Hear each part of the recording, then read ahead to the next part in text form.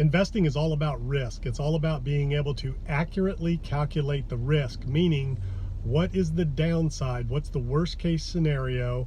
What does that mean financially? And can you withstand the loss if things do not work out as you've calculated?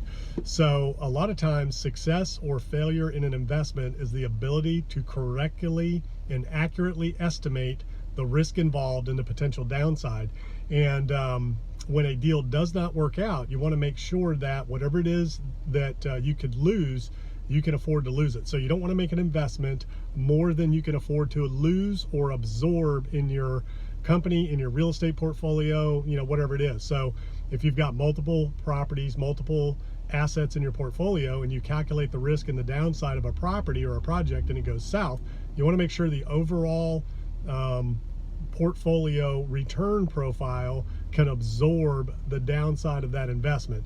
Now, of course, you can't cross over and commingle, but you do have profit from each asset coming in, hopefully to offset any losses from the others. So everything is separate, everything's in its own entity, so one does not affect the whole.